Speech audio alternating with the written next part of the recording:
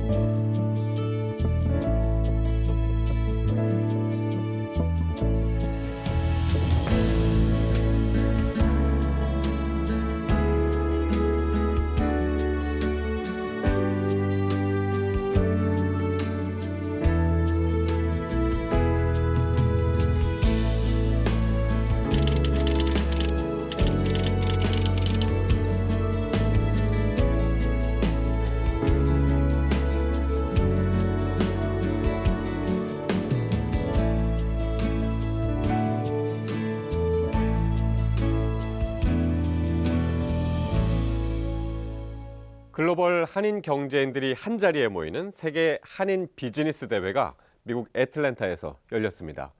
지난 2002년 세계 한상대회라는 이름으로 첫 발을 뗀 이 대회가 해외에서 열린 것은 이번이 두 번째인데요. 미국 관세 정책 등에 맞서 동포 기업은 물론 우리 중소기업이 함께 세계 시장에 성공적으로 진출하기 위한 방안도 모색했습니다. 현장으로 함께 가보시죠. 수많은 사람이 비즈니스 상담을 이어갑니다. 한국 식품과 미용, 바이오 제품 등 세 개 주제로 나뉜 부스 400여 개 곳곳이 성황을 이룹니다. 지난 2002년 시작해 올해로 23회째를 맞은 세계 한인 비즈니스 대회 현장입니다. What do you think? I like this one better.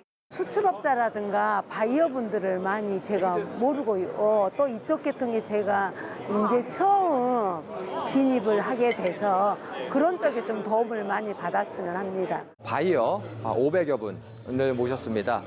최소 5번 정도의 원오원 바이어 미팅을 할 건데 최소 2,000건 이상의 상담 건수가 있을 것 같고요. 해외에서 두 번째로 열리는 이번 행사엔 국내 중소기업 391곳과 지자체 특산물 업체 등이 참가해 미국 시장 진출을 도모했습니다. K 콘텐츠 열풍과 맞물려 식품과 화장품을 중심으로 약 5천만 달러, 우리 돈 약 740억 원 규모의 현장 계약이 체결됐습니다. 특히 미국 기업뿐 아니라 현지 우리 동포 기업도 상당수 계약을 맺는 성과를 이끌어냈습니다.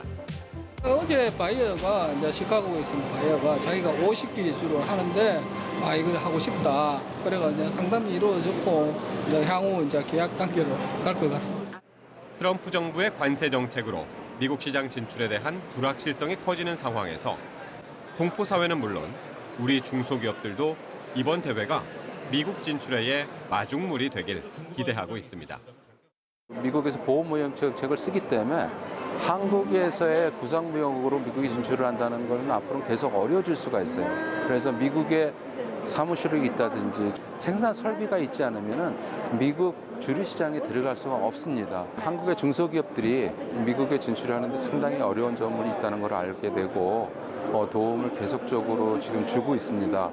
이번 대회는 그런 한상 경제권을 본격적으로 구축하는 원년이 될 것으로 기대를 하고요. 우리 중소기업이라든지 우리 지방자치체가 미국에 진출할 수 있는 아주 좋은 기회가 될 것으로 생각합니다.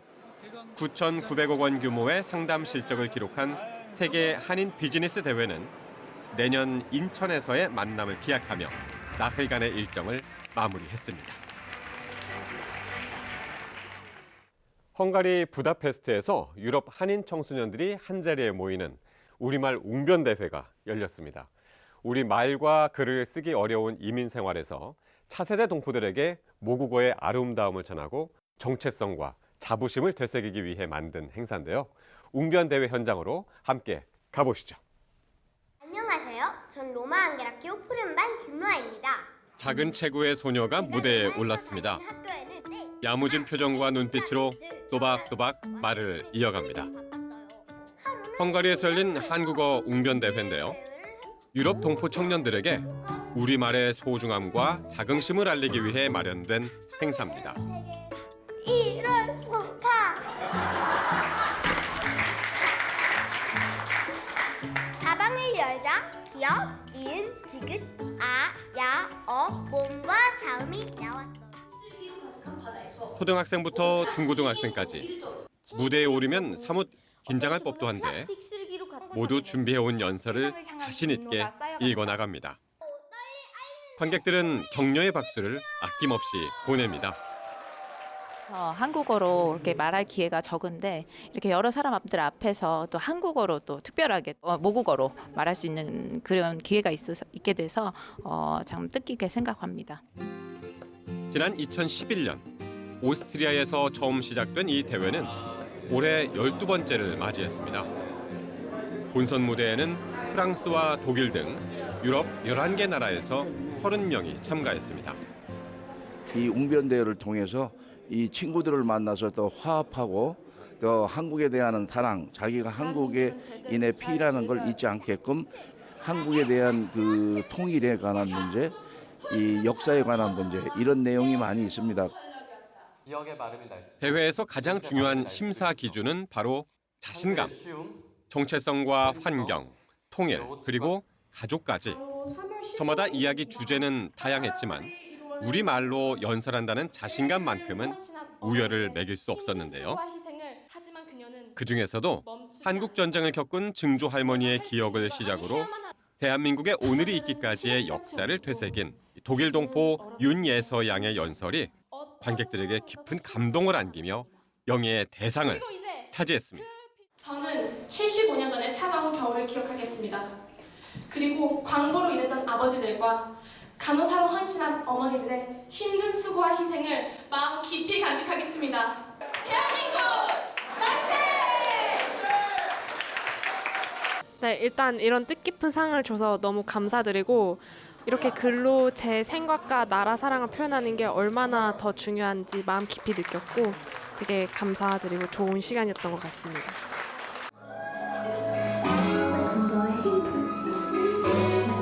웅변대회가 끝난 뒤 K-팝 무대를 통해 모국어와 함께하는 문화의 즐거움도 알아갑니다. 그러한 모든 K의 근간이 되는 거가 바로 우리 한글이라고 생각이 들기 때문에 우리 유럽에 살고 있는 우리 한인 차세대들이 진정으로 한국어를 알고 한국의 문화와 전통을 아는 우리 대한민국의 발전에 우리 한국에 있는 국민들과 함께 동참할 수 있는 그런 기회가 주어질 것이라고 생각을 합니다. 우리말과 글을 통해 모국에 대한 자부심을 느끼는 차세대 학생들. 앞으로도 웅변대회가 모국과 유럽 동포 사회를 잇는 다리 역할을 해주길 바랍니다.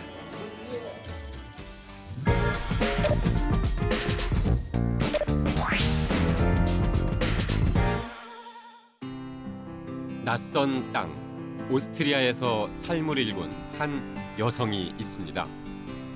간호사로 평생을 살았고 이제는 한인 사회의 일원으로 봉사하는 삶을 사는 최춘예 씨. 오늘 그녀의 이야기를 만나봅니다. 안녕하세요. 저는 파오 간호사로 오스트리아에서 40년간 근무하고 현재는 중동 유럽 협의회 부의장으로 활동하고 있는 최춘예입니다. 어서 오세요. 환영합니다. 이곳은 최춘예 씨가 40년 넘게 살아온 집입니다. 책상 위에는 오래된 사진과 한국에서 가져온 소중한 물건들이 놓여 있습니다. 1973년 5월 우리나라 간호사 100명이 꿈을 안고 오스트리아 빈으로 왔습니다. 최춘예 씨도 그중 한 명이었는데요. 더 나은 삶을 꿈꾸며 낯선 땅에 첫 발을 디딘 이 간호사들의 여정은 그러나 쉽지 않았습니다. 앞서 몇 차례에 걸쳐 독일에 파견된 간호사와 광부는 많았지만 오스트리아는 겨우 100명 남짓. 언어 장벽과 낯선 문화, 고국에 대한 그리움으로 매일 밤 울기도 참 많이 울었습니다. 그리고 비엔나 각 지역마다 또 사투리가 또 따로 있어가지고 우리 병원은 13구였는데 거기 딴 데서 오는 사람들이 사투리 쓸 때는 하나도 못 알아들었어요. 그때 이제 뭐 사전을 맨날 들고 다니면서 화장실에 가서 막 찾아보면서 아 이게 뭐구나. 처음에는 무서운 일도 많이 있었죠. 근데 사람들이 욕을 할 때 그것도 단어인 줄 알고 찾아보면 그건 단어는 없었어요. 무엇보다 우리나라를 아는 사람이 거의 없어서 그게 제일 힘들었다는 춘예 씨. 병원에서 일하면서 인종차별도 숱하게 겪었습니다. Damals, in den 70er, 80er Jahren noch, da war Korea noch nicht cool. Gab es noch kein Hallyu, kein K-Pop, kein K-Food. Niemand wusste, wo Korea war. Es war nur Chingchangchung. 그러나 진심은 통한다는 말처럼 특유의 성실함과 따뜻한 마음은 오스트리아 사람들에게 고스란히 전해졌습니다. 저희가 왔을 때는 한국이 너무 가난했기 때문에 저희가 인정을 못 받았어요. 근데 저희가 진짜 친절하게 열심히 일해줬을 때 사람들이 우리를 인정하기 시작했어요. 남편 프란츠 브루너 씨도 이때 만났습니다. 브루너 씨는 어머니 병문안을 왔다가 최춘예 씨를 만났고 두 사람은 곧 사랑에 빠졌습니다. Ja, ich habe als Techniker in München gearbeitet und kam auf Besuch zu meiner Mutter, die im Krankenhaus lag. Da besuchte ich meine Mutter und sie lief mir über den Weg. 최춘예 씨를 비롯해 한국에서 온 간호사들은 그 시절 한인회를 만들어 우리 문화를 알리는 일종의 문화 대사 역할은 물론 간호사의 특기를 살린 봉사 활동을 이어왔습니다. 혼자 사는 사람들, 도움이 필요한 사람 가서 거기 가서 방문도 해주고 또 우리 한인 사회에서 광복절 때나 무슨 큰일 행사 있을 때 가서 의료 봉사도 해주고 그다음에 예방 접종도 해주고 한국 사람들이 여기 와서 여행하다가 다치거나 그랬을 때 병원에 입원하면 저희들에 가서 통역도 해주고. 그중 합창단 활동은 최춘예 씨가 가장 애정을 가지고 활동하는 봉사인데요. 비엔나 한인 여성 합창단은 위로가 필요한 양로원과 보육원 등을 찾아 위문 공연을 해오고 있습니다.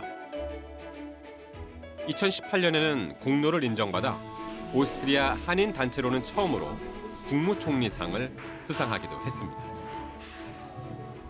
한국 사람 유달리 노래를 좋아해요. 노래를 흥얼거리면서 노래를 노래를 하다 보면은 또 재미가 있고 행복해져요. 최춘예 선생님은 그러니까 저보다 나이는 많지만 제가 굉장히 존경하고 그 존경하는 이유가 좀 많이 있어요. 아주 그 새 따님들을 잘 키우셨고 굉장히 부지런하시고, 세 번째 약속을 잘 지키고, 그리고 남을 많이 도와줘요. 그래서 큰 꿈을 안고 오스트리아에 왔던 20대 아가씨는 어느새 70이 넘은 노인이 됐습니다. 말도 문화도 낯선 땅에서 누구보다 고단한 인생을 걸어왔지만 지금 그의 삶은 마치 한편의 아름다운 노래처럼 편안하기만 합니다. 내 이웃, 내 옆에 있는 사람부터 그 사람들한테 한국이 어떤 곳이며 한국 사람 어떤 사람이며 한국 문화가 어떤 거며 그런 거를 이제 가르치고 싶죠.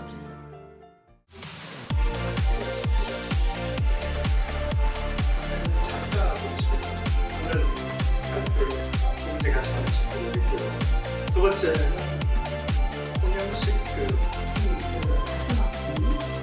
그리고 죄송한 마음을 많이 해봐라. 저는 이게 외국어로서의 한국어 교육과 제2 언어로서의 한국어. 국내에 있는 분들이 저해동포에 대한 이해가 너무 낮다, 너무 잘 모르고 있거나 별 관심이 없다. 이 문제가 해결되지 않고는 저해동포들의 정체성에 관한 문제를 획기적으로 좀 개선하기가 어렵다라고 해서 동포사회와 우리 국내 여러 단체 기관들이 교류하고 상호 협력하고